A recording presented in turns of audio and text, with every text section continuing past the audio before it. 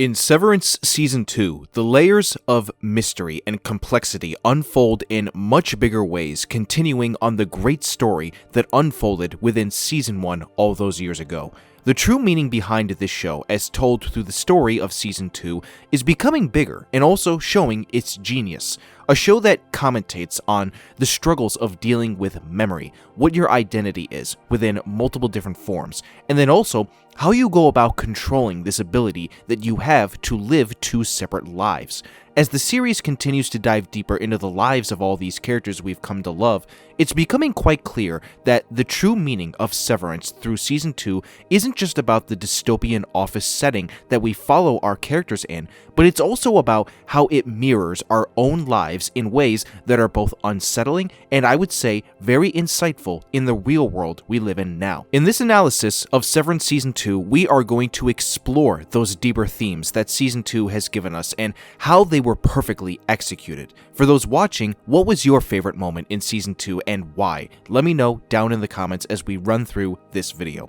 Season 2 was another banger season out of this show, and while I admit it might have just been slightly less than Season 1 in terms of quality, I still very much enjoyed it. I already made a video for Season 1 after I binged it all in January right before Season 2 dropped, so do go check that video out on the top right of your screen when you are done with this one. I wanted to wait until after the weekend to get this video out because I wanted people to see the finale first and be ready to talk about it, because we are going to go into spoilers here, so you have been warned. In terms of my thoughts, the only two things I can really harp on that I thought were an issue within the season is that Episode 8, following Harmony Cobell, was probably the weakest episode in the entire show so far, and then I also felt at multiple points the season probably could have done just a little bit of a better job fleshing out the world for more intrigue. What Season 2 absolutely does not get wrong is that it continues to do well with developing its characters, their stories, but then also staying true to the themes and obvious commentaries within certain aspects of all those things combined.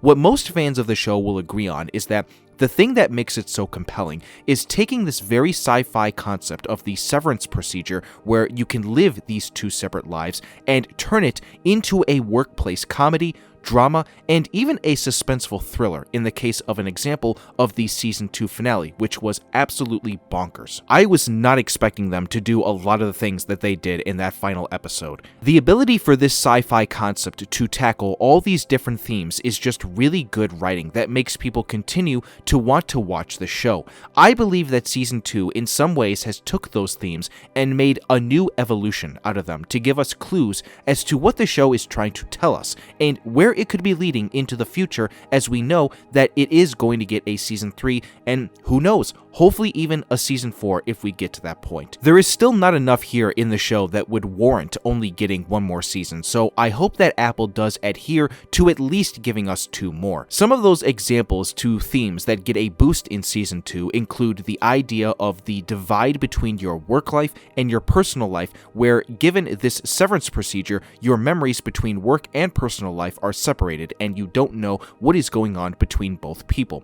There are good things and bad things that happen within both lives, and those things in Season 2 clash with each other in a way that is ultimately what creates the central conflict of Season 2. Another theme example is the idea of identity. Multiple characters within Season 2 have an identity crisis, in a matter of speaking, where they go back and forth between their innie life and outie life and what they want to do with it. Another example is the ethics of surveillance and corporate power that is representative of the company Lumon. How far can a company like that go to controlling the lives of their employees to the point where it goes too far and the employees start to rebel, which is something we did see happen quite a lot in Season 2. There are certainly many other examples, but those are some of the main ones that you can glean from that I think many fans of the show have noticed over time. All those kinds of things are very relatable to many people in real life, which is why I think so many people are attached to it when you include the sci-fi nature to it all.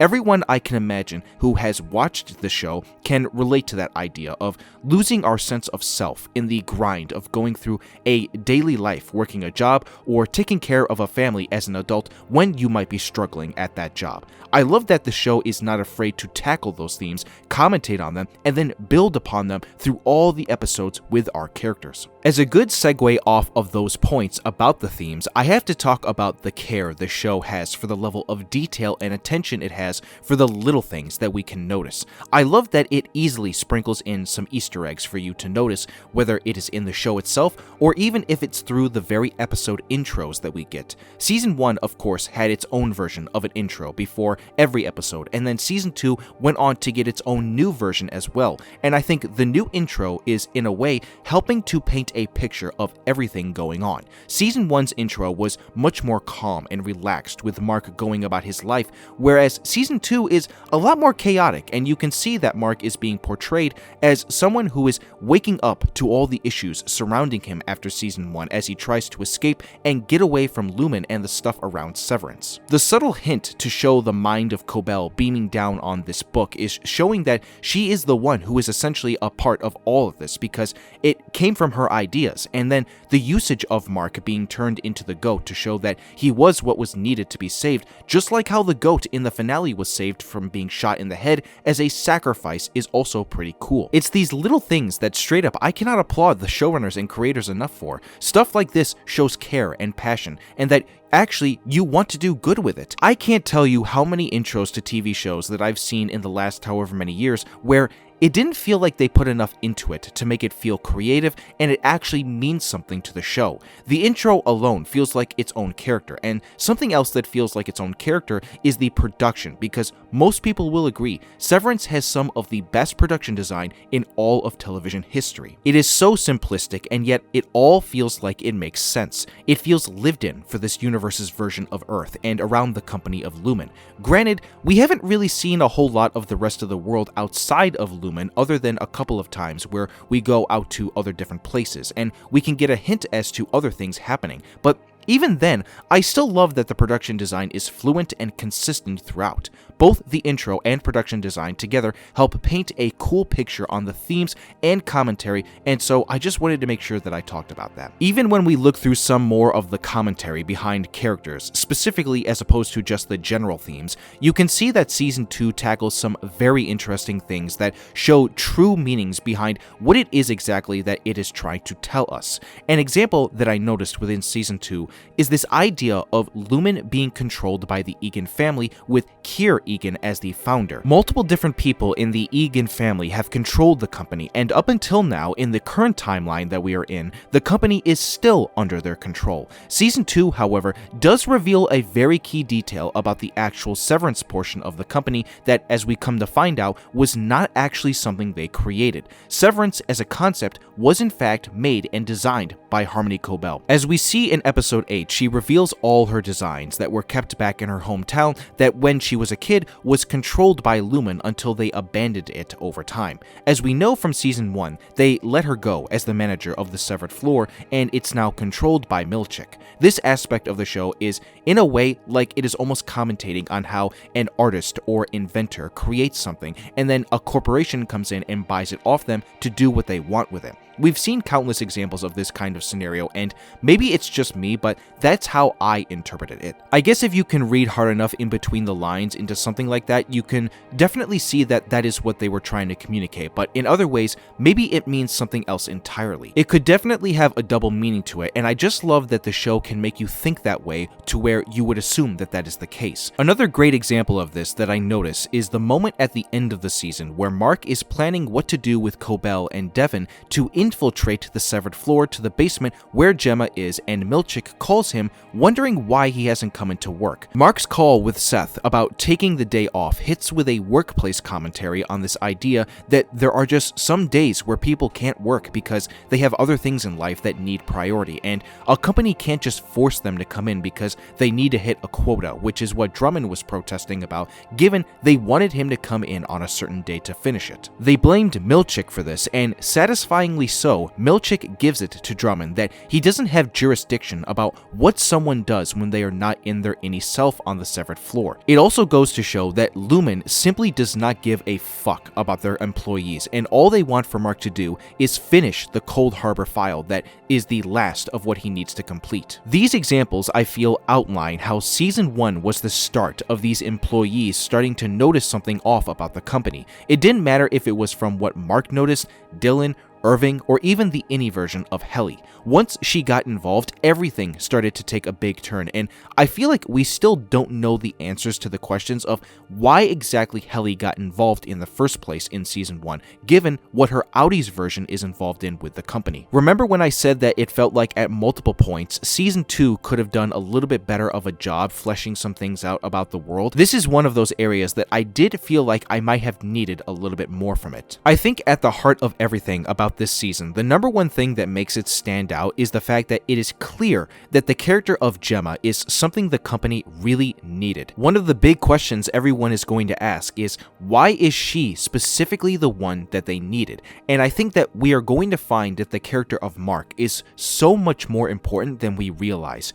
Yes, he is the main character, obviously, but I feel like we haven't truly tapped into his ultimate importance. Why was he the one they needed to complete all 25 files of data refining? How many times has this happened before? The questions are endless, and yet I can almost guarantee that there are probably thousands that could be created out of these first 2 seasons alone. I just know that there are so many smart fans out there that I feel could easily tap into the potential of what they could theorize about when asking all these different questions. I'd say that my personal biggest question that I wanted answered more than anything as we go into next season is, what exactly does Lumon do as a company? How do they as a company have standing in 206 countries around the world, which, by the way, is not technically a real number that exists in real life because the real world only recognizes 195 countries. This was outlined in the first episode when we got that awkward corporate video that was narrated by Keanu Reeves to the rest of the Severed crew, who were forced to watch after their small rebellion at the end of Season 1. I love that the show included that in the first episode of Season 2, and yet